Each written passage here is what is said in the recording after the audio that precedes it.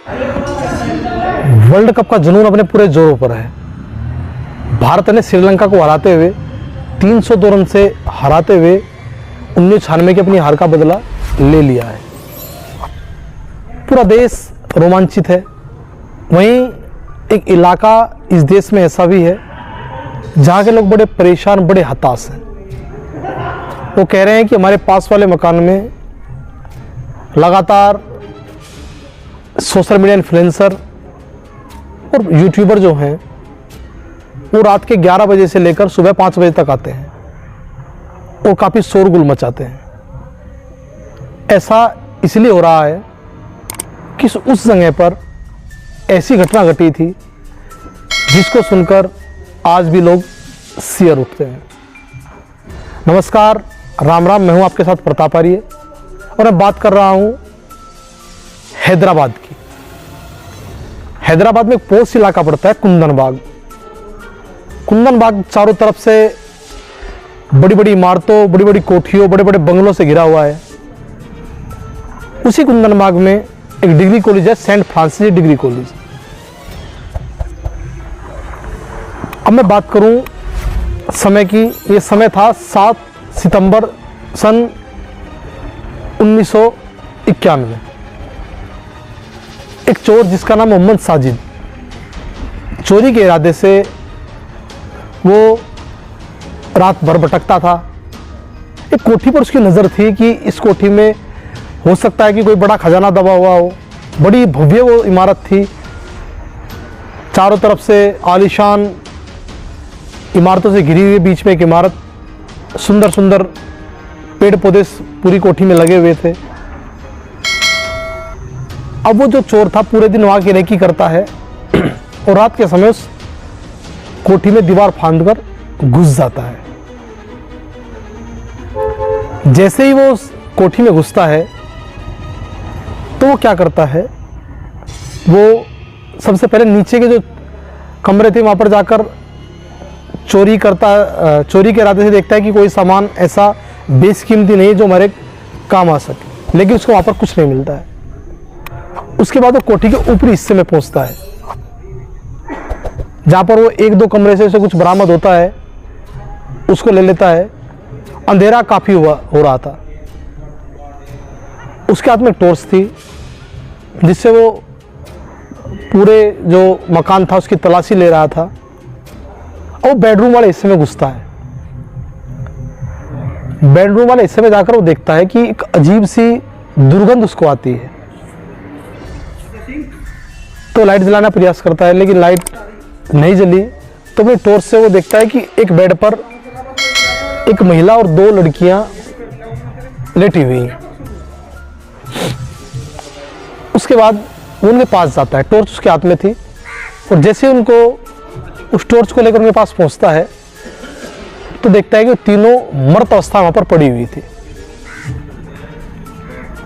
जैसे ही वो उनको देखता है तो पूरा शुद्ध बुद्ध खो बैठता है और तुरंत वहां से भागने का प्रयास करता है।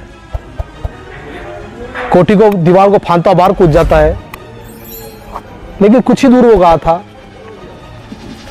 तो सोचता है कहीं किसी ने मुझको देख ना लिया हो और हो सकता है इन जो मृत जो शरीर यहाँ पर पड़े हैं इनके मर्डर का जो इल्जाम है मेरे ऊपर लग जाए। इसलिए वो तुरंत नज़दीकी थाने में पहुंचता है। हैदराबाद कुंदन बाग का इलाका था और वहीं के नज़दीक एक पुलिस स्टेशन में पहुंचता है और पुलिस को सारी सूचना देता है। पुलिस समझती है कि इसने इन 3 हत्याओं को अंजाम दिया है और तुरंत उसको पुलिस गिरफ्तार कर लेती है और उसको बताए गए स्थान पर पहुंचती है।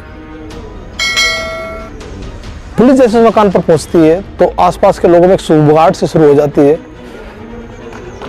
जब ये लोग अंदर पहुंचते हैं तो देखते हैं कि तीनों, जो माँ और 2 उसकी बेटी, वे मृत अवस्था में पड़े थे।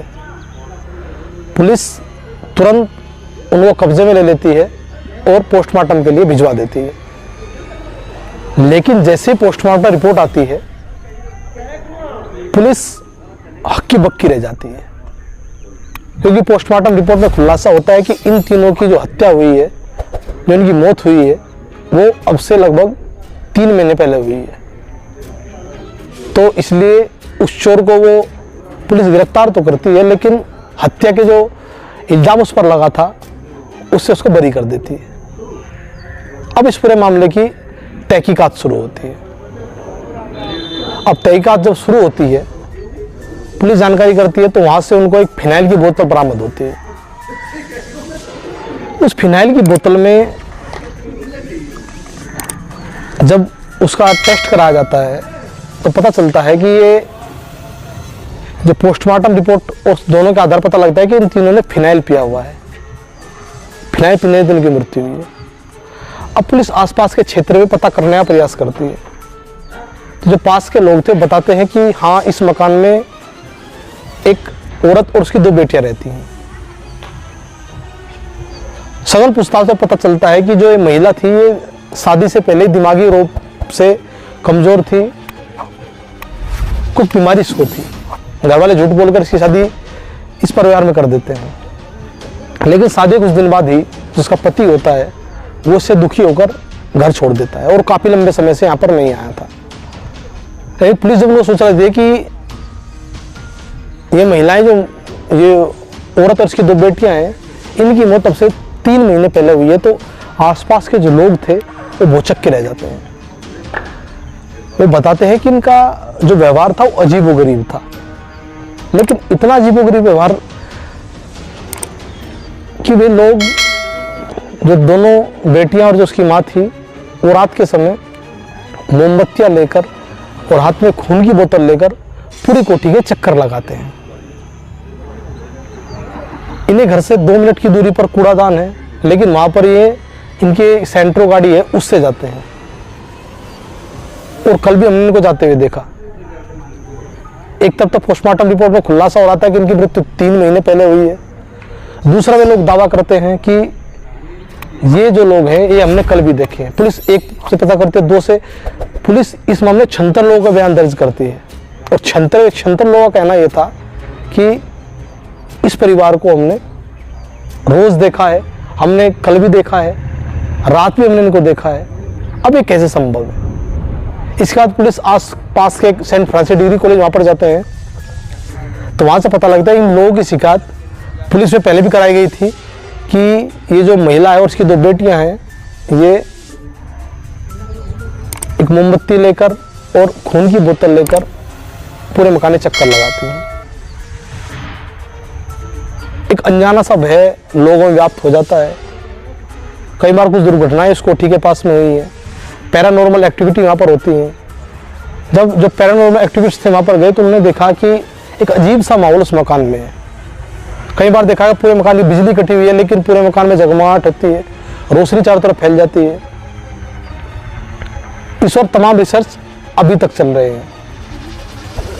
पुलिस आखिर में फिनाइल पीने से मृत्यु को लेकर और 21 जून का उनको अखबार मिला था उसको लेकर तमाम तथ्य प्रस्तुत करती है, लेकिन पुलिस के पास भी इस बात का कोई जवाब नहीं था कि जो पास के लोग दावा कर रहे थे कि हमने इनको रोज मोमबत्ती लेकर इस कोठी के चक्कर लगाते हुए देखा है।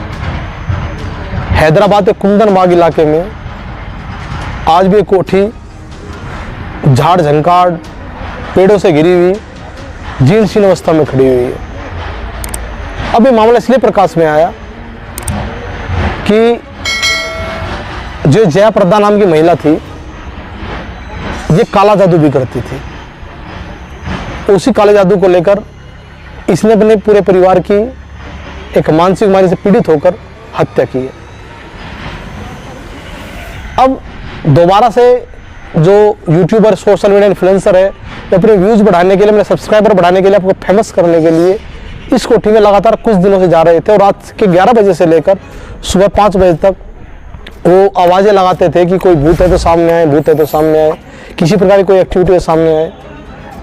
तो इससे आसपास के जो लोग थे बड़े परेशान हो गए और उन्होंने पुलिस में शिकायत दर्ज कराई।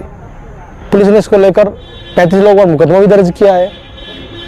लेकिन ये सवाल आज भी लोगों की ज़बान पर ऐसे ही है कि उस मकान में जो नीचे एक कमरा है उसमें वो बल्ब क्यों जलता रहता है, क्योंकि पूरे मकान की लाइट कटी हुई है, उसके बावजूद भी उस मकान में वो जलता रहता है।